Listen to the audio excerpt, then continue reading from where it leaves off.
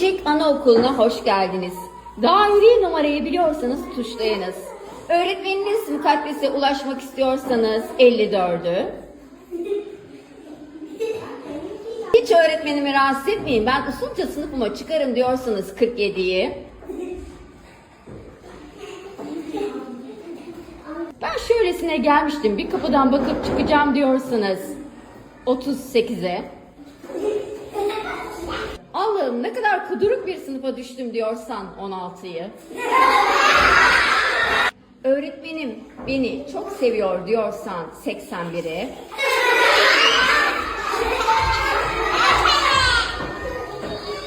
Ben de öğretmenimi çok seviyorum diyorsan 33'ü.